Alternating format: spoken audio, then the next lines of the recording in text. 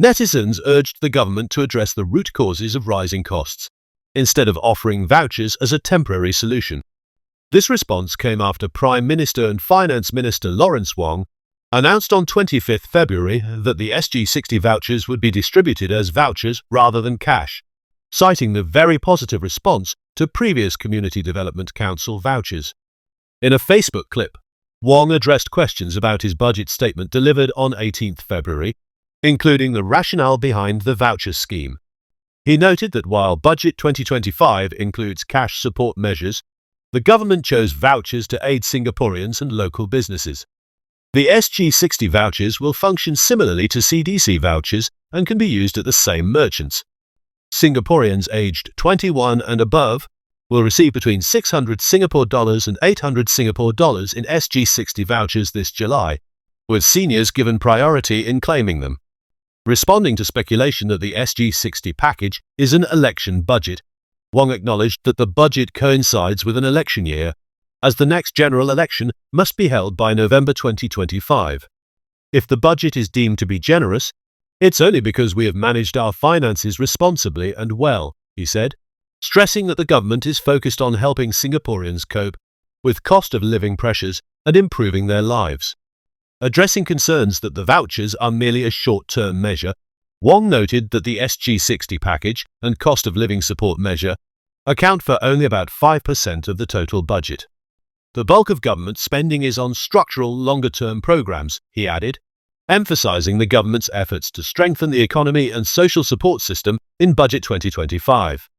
Explaining the decision not to distribute the SG60 vouchers as cash, Wong pointed out that other cash support measures, such as GST vouchers, are already included in the 2025 budget. Additionally, eligible Singaporeans will receive cash payouts of between 100 Singapore dollars and 600 Singapore dollars in December 2025 under the assurance package. He said the decision to issue vouchers was based on Singapore's positive experience with CDC vouchers, which had received strong public support. The voucher system, he added, would not only help Singaporeans manage cost of living pressures, but also support participating hawkers and merchants. Wong acknowledged that keeping track of the various support measures might be challenging, but encouraged Singaporeans to use the support calculator on the government's Support GoWare website to check their entitlements. He also noted that he would address further questions from members of Parliament in his budget roundup speech on 28 February, as the budget debates take place from 26 to 28 February. The fact is that the budget coincides with a year when elections will be held. If the budget is deemed to be generous, it's only because we have managed our finances responsibly and well. And it's because we are doing everything we can as a government to help Singaporeans cope with cost pressures and to improve their lives. I know there's a lot of attention on the headline items in the budget. But if you look at the SG60 package as well as the cost of living support measures, they only make up about 5% of our overall budget. The bulk of the government spending is in structural, longer-term programs. And in this year's budget, we are taking steps to further strengthen our economy as well as our social support system. There are cash support measures in this year's budget. We've decided to give out SG60 vouchers instead of cash.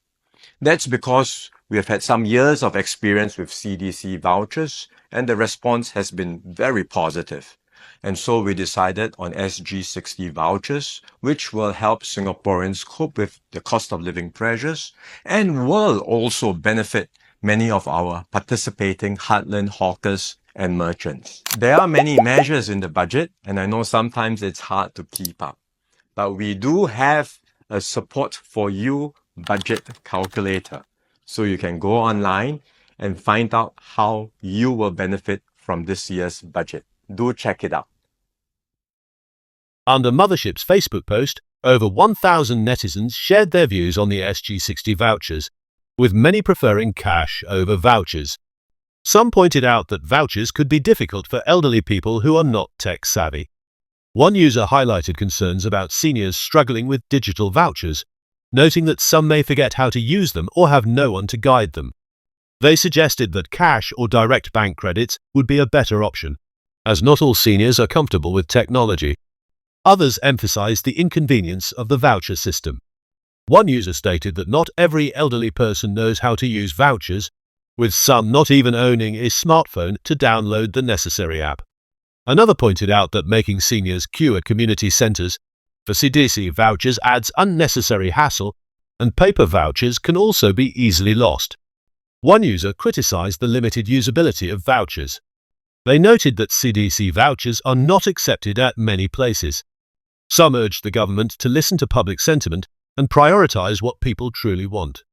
One user remarked that cash is king and always receives a positive response, as it allows people to spend freely at supermarkets, hawker centers, and coffee shops. They argued that the government should consider ground sentiment rather than deciding based on its own preferences.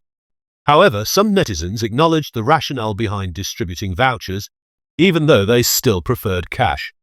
One user pointed out that vouchers could help boost the economy by directing spending to specific areas, rather than being used for luxury expenses like travel. They added that vouchers could support small businesses and stimulate local commerce. Another user agreed, highlighting that vouchers help keep spending within Singapore. They noted that if cash were given, some might spend it overseas, such as in Johor, leading to money leakage. Since the vouchers come from taxpayers' money, they argued that it should circulate within the country rather than benefiting other economies. Beyond the cash versus voucher debate, many netizens urged the government to address the root causes of rising costs instead of offering vouchers as a temporary solution. One user suggested that the government should focus on controlling or reducing unreasonable price hikes, particularly in rental costs. Another user criticized the government for avoiding the real issue, stating that ignoring long-term solutions will not solve anything. They added that handing out vouchers is merely a band-aid solution and called for more innovative policies. One user questioned the claim that the government is doing everything possible to help Singaporeans cope. They argued that controlling rental costs, property prices, and inflation would be more effective than distributing handouts. Others expressed frustration over the timing of the vouchers, suggesting they were linked to the upcoming election. One user remarked that instead of addressing housing affordability, the government was handing out temporary vouchers, which do not resolve long-term cost of living issues. Another user pointed to deeper structural concerns, questioning why one of the world's richest countries, with one of the longest working hours, still requires voucher handouts. They argued that despite a skilled workforce, the reliance on vouchers signals fundamental economic issues.